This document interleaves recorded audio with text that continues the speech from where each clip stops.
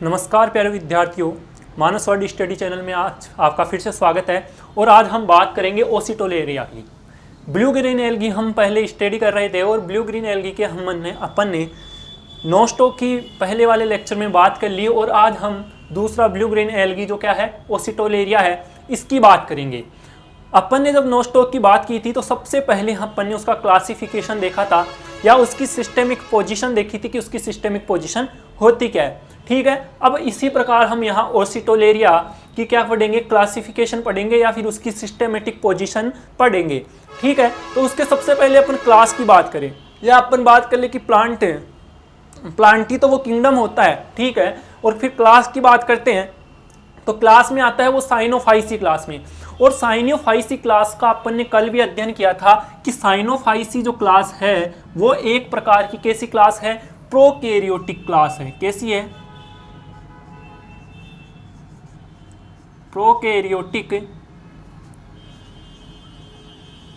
Class है। ठीक है, प्रोकैरियोटिक क्लास अपन ने कल भी इसका डिस्कशन किया था। और प्रोकैरियोटिक क्लास के अंदर अपने को जो सेल स्ट्रक्चर अपने को मिलती है वो सेल स्ट्रक्चर कैसी होती है, प्रीमिटिव टाइप की स्ट्रक्चर अपने को देखने को मिलती है। तो हम इसे कह सकते हैं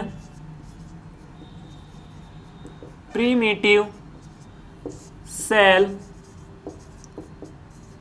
स्ट्रक्चर। ठीक है, प्रीमिटिव सेल स्ट्रक्चर इसे अपन क्या बोलते हैं, इसकी जो सेल होती है वो प्रीमिटिव टाइप की होती है। अब प्रीमिटिव टाइप की होने का मीनिंग क्या है? अगर हम इसकी सेल स्ट्रक्चर की यहां बात करें प्रीमिटिव टाइप की, तो मान लीजिए ये इसकी सेल वॉल है। ठीक है, इस सेल वॉल के अंदर इसकी सेल मेम्ब्रेन, ये इसकी सेल मेम्ब्रेन है। ठीक है, इसके अंदर क्या होगा कि न्यूक्लियोप्लाज्म, क्या न्यूक्लियोप्लाज्म और साइटोप्लाज्म क्या होंगे, अनडिफरेंशिएटेड होंगे। कोशिका द्रव्य और केंद्रक द्रव्य के बीच में केंद्रक झिल्ली यहाँ पर नहीं पाई जाएगी, यानी कि यहाँ कोशिका द्रव्य और केंद्रक द्रव्य में किसी प्रकार का कोई भी विभेदन नहीं होगा। इसमें अपने पास जैसे कि हम यहाँ लिख सकते हैं, इसमें न्यूक्लियर मेम्ब्रेन क्या होगी, एब्सेंट होगी। इसमें सेल ऑर्गेन्यूल्स जैसे कि माइटोकॉन्ड्रिया, ईआर, डिक्टियोसोम क्या होंगे, एब्सेंट होंगे। डिक्टियोसोम क्या होता है? डिक्टियोसोम का मीनिंग देखो कि जो अपन एनिमल सेल जब की बात करते हैं, किसी भी एनिमल सेल की जब अपन बात करते हैं तो वहां पर एंडोप्लाज्मिक रेटिकुलम के अलावा अपने पास एक आता है गोल्जी बॉडी। गोल्जी बॉडी होती है, उसको एनिमल सेल में अपन गोल्जी बॉडी के नाम से जानते हैं, जबकि प्लांट सेल में उसको डिक्टियोसोम के नाम से जानते हैं। तो हम बोले कि निम्न में से कौन सी संरचना प्लांट्स का गोल्जी बॉडी कहलाती है, तो उसका आंसर जाएगा क्या, डिक्टियोसोम। ठीक है, यहां इसकी ये अपने पास सेल वॉल हो गई, सील। ठीक है, ये अपने पास सेल वॉल हो गई, सेल वॉल के बाद ये सेल मेम्ब्रेन हो गई। अब इसमें अपने पास ये सभी सेल ऑर्गेनल्स एब्सेंट होंगे और न्यूक्लियर मेम्ब्रेन भी एब्सेंट होगी। तो इसके अंदर का जो साइटोप्लाज्म है वो क्या डिफरेंशिएटेड नहीं होगा, तो सारा साइटोप्लाज्म अपने को केवल एक होमोजीनस रूप में देखने को मिलेगा। परंतु यहां भी कुछ रूप से यह डिफरेंशिएटेड होगा। इसका बाह्य जो साइटोप्लाज्म होगा वो तो अपना होगा क्या, क्रोमोप्लाज्म के नाम से जानते हैं इसको। क्या लिखेंगे यहाँ पे, क्रोमोप्लाज्म। ठीक है, क्रोमोप्लाज्म। और जो बीच का या सेंटर का पार्ट होता है उसे हम कहते हैं सेंट्रोप्लाज्म। ठीक है, क्रोमोप्लाज्म और सेंट्रोप्लाज्म में ये क्या रहेगा, डिफरेंशिएटेड रहेगा। इसका बीच का जो साइटोप्लाज्म है वो साइटोप्लाज्म, जो क्रोमोप्लाज्म है वो इसका पेरिफेरल पार्ट होगा, परिधीय भाग होगा, जबकि सेंट्रोप्लाज्म इसके सेंटर में उपस्थित रहेगा। और यहां पर इसका क्या रहेगा, आपके पास न्यूक्लियस या न्यूक्लियस सॉरी, यहां पर इसका क्या होगा, अपने पास जेनेटिक मटेरियल क्या उपस्थित होगा, जैसे कि डीएनए या फिर डीएनए। ठीक है, क्योंकि आरएनए जो होता है, आरएनए मेनली जेनेटिक मटेरियल के रूप में किस में देखने को मिलता है, अपने को वायरसेस में देखने को मिलता है। वायरस में आरएनए क्या देखने को मिलता है, जेनेटिक मटेरियल के रूप में। परंतु अपने पास ये कौन सी कोशिका है, ओसिलोटेरिया है। ओसिलोटेरिया प्लांट किंगडम के एल्गी में आती है। तो ये क्या हो गया, यहाँ पर इसका जो जेनेटिक मटेरियल होगा वो केवल क्या होगा, डीएनए। अगर आपके पास क्वेश्चन आए कि निम्न में से किस कोशिका में जेनेटिक मटेरियल के रूप में आरएनए विद्यमान होता है, और ऑप्शन आया आपके पास एल्गी, प्लांटी, एनिमिलिया और वायरस, तो वहां पर या फिर बैक्टीरिया आपको दे दे। अच्छे ऑप्शन अगर बनाना चाहेगा तो वो देगा आपके पास जैसे बैक्टीरिया, प्लांटी, वायरस और आपके पास एनिमिलिया सेल, तो आपका आंसर जाएगा वहां पर क्या, वायरस। ठीक है, इसके अलावा इसमें क्या पाए जाएंगे अपने पास, राइबोसोम्स पाए जाएंगे। क्या पाए जाएंगे, राइबोसोम, ये आपके हो गए राइबोसोम। ठीक है, राइबोसोम के अलावा यहां पर आपको वैक्यूल्स देखने को मिलेंगी। कौन सी वैक्यूल, सूडो वैक्यूल या आभासी रिक्तिकाएं।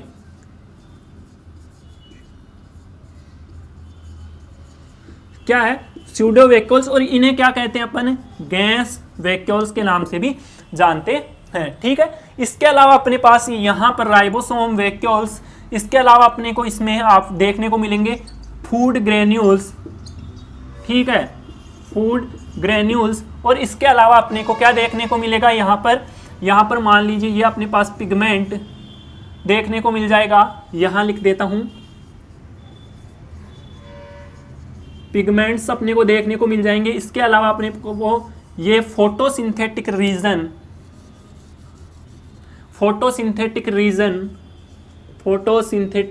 रीजन अपने को देखने को मिल सकता है। तो ये एक ओसिलोटेरिया की सेल होती है, और अपन ने कल नोस्टॉक में जब बात की थी तो उसके चारों ओर एक म्यूसिलेजन्स का क्या अपन ने आवरण देखा था, एक कवरिंग देखी थी। तो यहां पर इसके भी चारों ओर क्या होगा, म्यूसिलेज का क्या होगा अपने पास आवरण उपस्थित होगा। ठीक है, म्यूसिलेज का क्या होगा, आवरण होगा। तो ये यहां लिख देते हैं,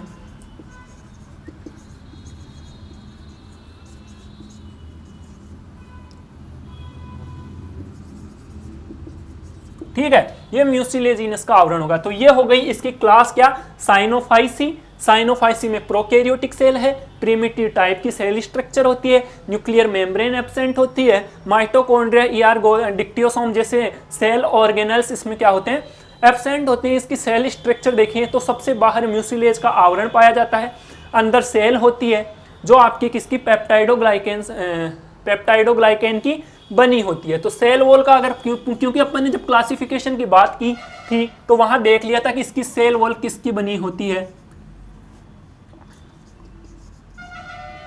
पेप्टाइडोग्लाइकेन की। ठीक है, पेप्टाइडोग्लाइकेन, फिर इसकी सेल मेम्ब्रेन आती है, cell membrane lipid plus protein की बनी होती है। फिर इसके अंदर इसका जो पेरिफेरल साइटोप्लाज्म होता है वो क्रोमोप्लाज्म कहलाता है, अंदर वाला सेंट्रोप्लाज्म कहलाता है। इसका जेनेटिक मटेरियल डीएनए अपने को देखने को मिलता है, इसमें पिगमेंट्स देखने को मिलते हैं, रिजर्व फूड देखने को मिलता है। ठीक है, इसके अलावा अपने पास राइबोसोम देखने को मिलते हैं, और अपने पास सूडो वैक्यूल्स जिन्हें गैस वैक्यूल्स भी कहते हैं वो अपने को देखने को मिलता है। फिर इसकी बात करते हैं ऑर्डर की। तो ऑर्डर जो होता है वो इसका नोस्टोकेल्स कहलाता है, इसका ऑर्डर होता है वो नोस्टोकेल्स, और फैमिली ओसिलोटेरियसी इसकी फैमिली होती है। तो ये इसका क्लासिफिकेशन का बात हो गया कि क्लास साइनोफाइसी, ऑर्डर नोस्टोकेल्स, और फैमिली आती है वो क्या आती है अपने पास, ओसिलोटेरियसी। अब इसकी बात करते हैं अकरेंस या फिर हैबिट और हैबिटाट की। अब हम इसकी बात करेंगे कि ये मेनली कहाँ पाया जाता है। तो ये मेनली अपने पास फ्रेश वाटर में पाया जाता है। इसके अलावा ये अपने पास पॉल्यूटेड वाटर में भी उपस्थित हो सकता है, जैसे पूल्स होते हैं, पॉन्ड्स होते हैं, लेक्स होती है, रिवर्स होती है, वहाँ भी अपने को ये देखने को मिल सकता है। इसके अलावा कुछ एंडोफाइट्स के रूप में भी पाया जाता है। तो यहाँ अपन इसकी हैबिट और हैबिटाट की एक बार बात करते हैं। Habit and habitat. ठीक है, हैबिट और हैबिटाट में बात करें तो हैबिट और हैबिटाट में ये मेनली कहाँ पाए जाएंगे, फ्रेश वाटर में पाए जाएंगे, और पॉल्यूटेड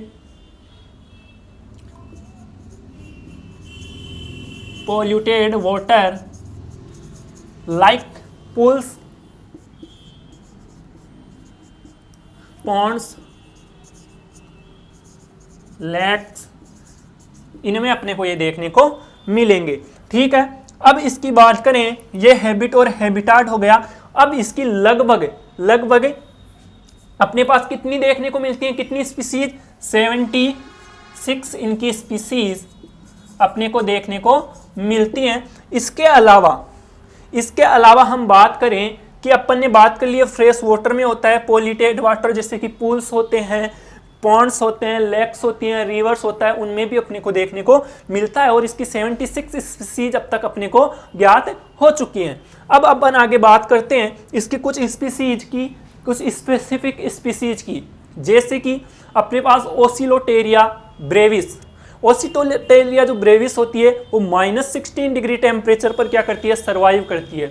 ओसिटोलेरिया फॉर्मोसा ओसिटोलेरिया फॉर्मोसा करती क्या है कि वो नाइट्रोजन फिक्सेशन का काम करती है। और जो चावल के अपने खेत होते हैं, राइस लैंड होते हैं, उन चावल या राइस के खेतों में वो क्या करती है, नाइट्रोजन फिक्सेशन करती है। और इसकी एक्सिस मात्रा उपस्थित होने पर या एक्सिस अमाउंट में अगर ये उस जब वाटर में पाया जाता है तो वहाँ ब्लू कलर भी ये क्या करता है, शो करता है। इसके अलावा अपने पास एक होती है ओसिटोलेरिया प्रिंसेपिस, और ओसिटोलेरिया प्रिंसेपिस आती है वो अपनी मेराइन वाटर में क्या होती है, सर्वाइव करती है। तो यहाँ उनका भी एक बार डिटेल देख लेते हैं, उनका भी लिख लेते हैं कि कौन कौन सी आती है। ओसिटोलेरिया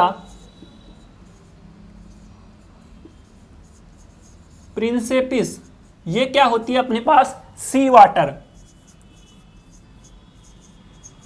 वाटर में अपने को देखने को मिलती है। ठीक है, यानी कि अपने पास किस प्रकार का वाटर, मेराइन वाटर में। दूसरी आती है अपने पास ओसिटोलेरिया टर्बेरिफॉर्मिस।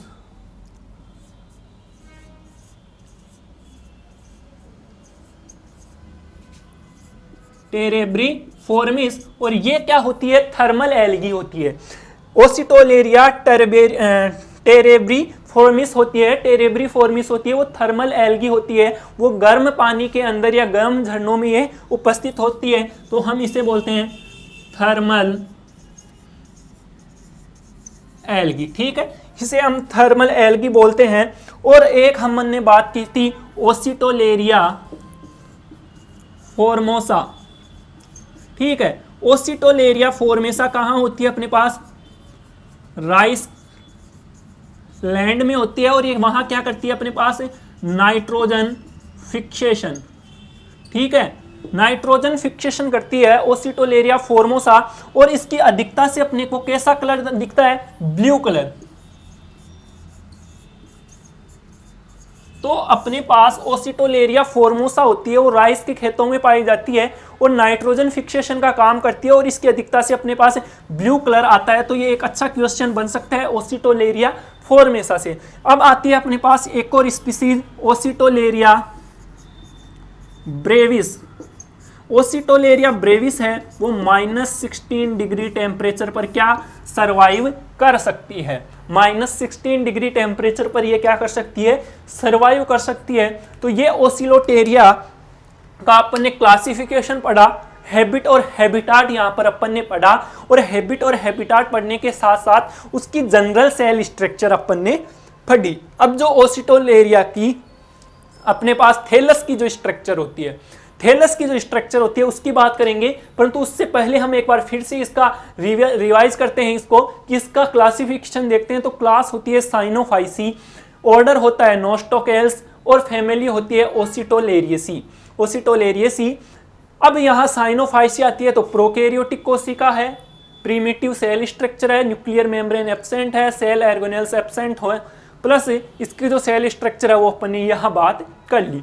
इसके बाद हैबिट और हैबिटाट की बात करें तो ये फ्रेश वाटर में पाई जाती है, मेराइन वाटर में पाई जाती है, तथा कुछ पोल्यूटेड वाटर में भी पाई जाती है। पोल्यूटेड वाटर में कौन कहाँ पाई जाती है, जैसे कि पूल्स, पॉन्ड्स, लेवल आदि जगह ये अपने को देखने को मिलती है। इसके बाद अपन बात करते हैं, अब तक इसकी 76 स्पीसीज अपने को क्या नॉन स्पीसीज हैं। तो इसकी कुछ स्पीसीज है जैसे कि ओसिटोलेरिया प्रिंसेपिस। ओसिटोलेरिया प्रिंसेपिस होती है वो क्या करती है, अपने पास सी वाटर यानी कि मेराइन वाटर में देखने को मिलती है। ओसिटोलेरिया टेरेब्रिफॉर्मिस होती है वो अपने पास थर्मल एल्गी कहलाती है। इसके अलावा ओसिटोलेरिया ब्रेविस -16 डिग्री टेम्परेचर पर सर्वाइव करती है। और ओसिटोलेरिया फॉर्मोसा जो चावल के खेतों होते हैं, राइस लैंड होते हैं, उनमें नाइट्रोजन फिक्सेशन का काम करती है, और इसकी अधिकता से अपने को क्या ब्लू कलर देखने को मिलता है। अब हम बात करेंगे ओसिटोलेरिया में थैलस ऑर्गेनाइजेशन का, कि इसका थैलस ऑर्गेनाइजेशन कैसा होता है।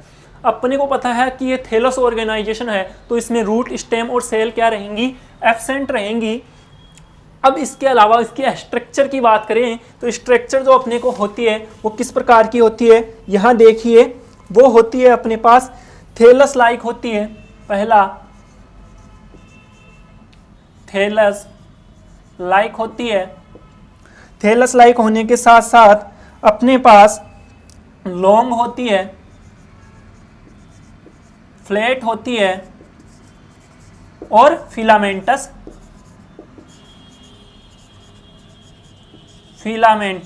होती है।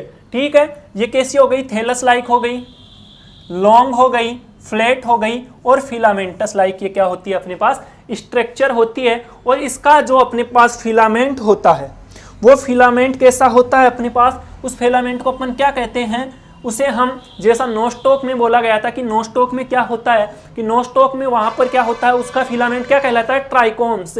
तो यहां पे क्या कहलाएंगे, ट्राइकोम्स।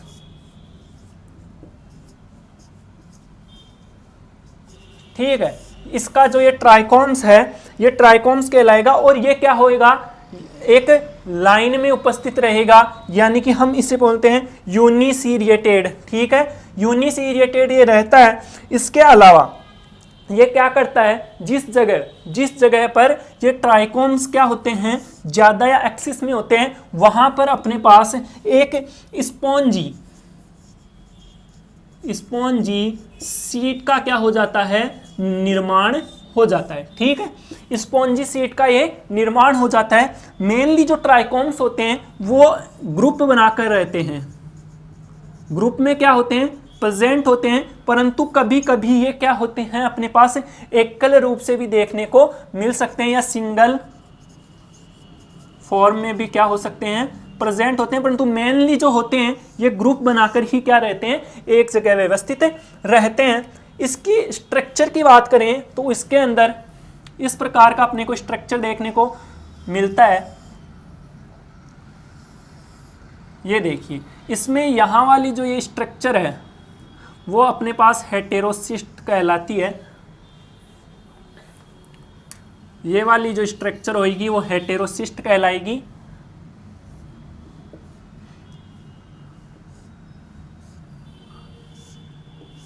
ठीक है, ये वहाँ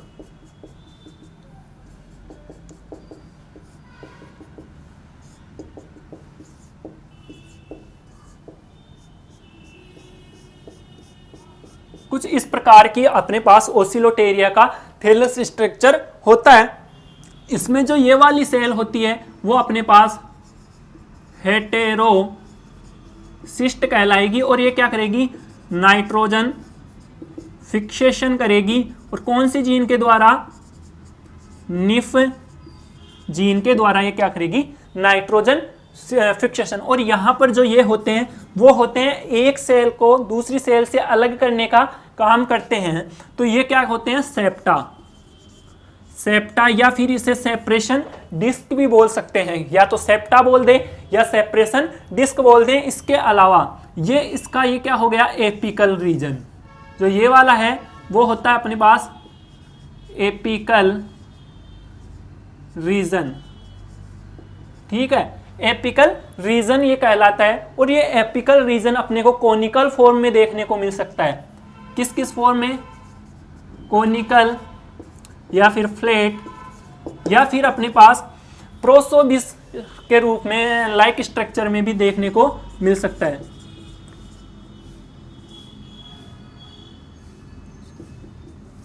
प्रोसोबिस लाइक स्ट्रक्चर में भी अपने को ये देखने को मिल सकता है, यानी कि कोनिकल हो सकता है, फ्लैट हो सकता है, या फिर प्रोसोबिस।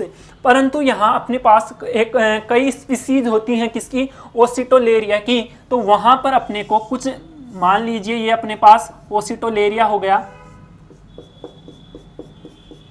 ठीक है, कुछ स्पीसीज में अपने को यहां पर एक स्ट्रक्चर, एक स्पेसिफिक स्ट्रक्चर देखने को मिलती है कुछ इस प्रकार से, इसके एपिकल रीजन में। कौन से रीजन में, एपिकल रीजन में, जिसे हम कहते हैं काइलिप्ट्रा, जिसे हम किसके नाम से जानते हैं, कैलेप्ट्रा के नाम से जानते हैं। तो कुछ स्पीसीज होती हैं जिनके यहाँ एपिकल रीजन में एक स्पेसिफिक स्ट्रक्चर अपने को देखने को मिलती है, जिसे हम क्या कहते हैं, कैलेप्ट्रा कहते हैं। तो ये अपना हो गया इसका किसका, ओसिटोलेरिया का थैलस का स्ट्रक्चर, कि थैलस होता क्या है। तो ये थैलस लाइक स्ट्रक्चर होती है, रूट स्टेम्स लीव्स में क्या होती है, अनडिफरेंशिएटेड होती है, लॉन्ग होती है, फ्लैट होती है, फिलामेंटस फॉर्म में पाई जाती है। फिलामेंट होते हैं वो ट्राइकोम्स कहलाते हैं, और ट्राइकोम्स जहां एक जगह इकट्ठा हो जाए वहां स्पॉन्जी सीट का निर्माण कर देते हैं। ट्राइकोम्स होते हैं वो ग्रुप में मेनली प्रेजेंट होते हैं, परंतु कभी कभी ये सिंगल रूप से भी अपने को देखने को मिल सकते हैं। जो इसकी जो स्ट्रक्चर होती है वो कुछ इस प्रकार से होती है। यहाँ दो कोशिकाओं के मध्य सेपरेशन डिस्क पाई जाती है, और जो ये सेपरेशन डिस्क होती है दो सेल को क्या करती है, अलग करने का कार्य करती है। ठीक है, इसके बाद इसमें हेटेरोसिस्ट होती है जो नाइट्रोजन फिक्सेशन का काम करती है। और ओसिटोलेरिया में जो राइस के खेत होते हैं या चावल के खेत, तो उनमें कौन सी स्पीसीज होती है, ओसिटोलेरिया फॉर्मोसा।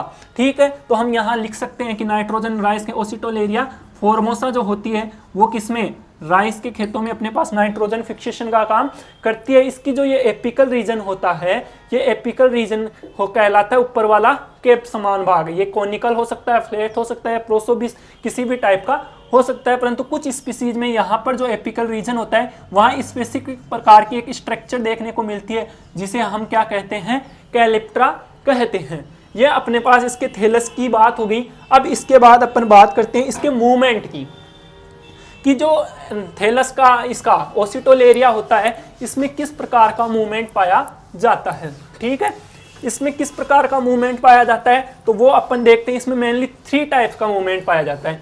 3 टाइप्स का मूवमेंट पाया जाता है। एक तो ओसिलेटरी मूवमेंट, एक होता है अपने पास ओसिटोलरी मूवमेंट, और एक होता है अपने पास रोटेटरी मूवमेंट, और एक होता है अपने पास ग्लीडिंग मूवमेंट। ठीक है, कौन कौन सा मूवमेंट होता है, अपन यहाँ बात करते हैं कि सबसे पहला जो मूवमेंट होगा वो यहाँ पर अपन लिखते हैं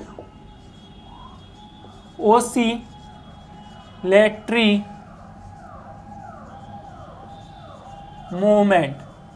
ओसिलेटरी मूवमेंट होता है वो किस टाइप का होता है, यहाँ देखो, यहाँ पर ओसिलेटरी मूवमेंट में ये अपने पास मान लीजिए ओसिलेटेरिया है, और इसमें ये कैसे मूवमेंट करेगा, यूं। ठीक है, यूं मूवमेंट करेगा। मान लीजिए ये ओसिलोटेरिया है तो ये यूं मूवमेंट करेगा। ठीक है, और एक स्थान से दूसरे स्थान की ओर क्या करेगा, मूवमेंट करेगा। इसे कहते हैं अपन ओसिलोटेरिया। जैसे अपने पास वॉच आती है और वो वॉच में नीचे की ओर लगा हुआ होता है, वो यूं अपने पास लगातार मूवमेंट करता है, वैसे ही ओसिलेटरी मूवमेंट के अंदर अपना ये ओसिलोटेरिया क्या करेगा, मूवमेंट करेगा। तो इसकी मूवमेंट जो होगी वो कुछ इस प्रकार से होगी कि ये आपके पास ओसिलोटेरिया है। ठीक है, और ये मूवमेंट करेगा इस डायरेक्शन में और फिर देन इस डायरेक्शन में।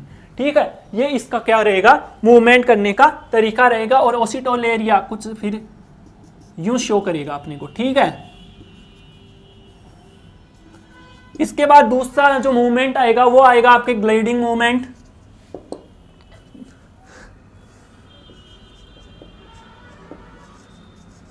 ग्लाइडिंग मूवमेंट, और ग्लाइडिंग जो मूवमेंट होता है उसमें क्या करते हैं, जैसे अपने पास मान लीजिए ये अपने पास क्या है, ओसिलोटेरिया, और इसकी ग्लाइडिंग मूवमेंट किस रूप से होगी, यूं ओसिलोटेरिया है, एक बार ये क्या होगा, एक बार सिकुड़ेगा। ठीक है, इसमें कॉन्ट्रैक्शन होगा यूं, फिर आगे की ओर जाएगा, फिर कॉन्ट्रैक्शन होगा, फिर रिलैक्सेशन होगा, फिर कॉन्ट्रैक्शन होगा, फिर रिलैक्सेशन होगा, फिर कॉन्ट्रैक्शन होगा, फिर रिलैक्सेशन होगा। तो इस प्रकार की मूवमेंट, किस प्रकार की, contraction relaxation, contraction relaxation, contraction relaxation. तो ये होता है ग्लाइडिंग मूवमेंट। तो इसमें जो ओसिटोलेरिया मूवमेंट करेगा वो अपना कुछ इस प्रकार से करेगा। ठीक है, ये हो गया अपना पास ग्लाइडिंग मूवमेंट। और तीसरा मूवमेंट तो अपना आता है रोटेटरी मूवमेंट। रोटेटरी मूवमेंट में कैसे मूवमेंट करेगा, मान लीजिए ये आपका ओसिटोलेरिया है ये। ठीक है, ये यूं रोटेट करता हुआ पूरा 360 पर रोटेट करता करता आगे जाएगा। ठीक है, कैसे, यूं ओसिटोलेरिया है 360 पर पूरा घूमते घूमते क्या करेगा, आगे की ओर मूवमेंट करेगा। तो तीसरा अपन लिख देंगे यहां रोटेटरी मूवमेंट। कौन सा मूवमेंट, रोटेशनल मोमेंट,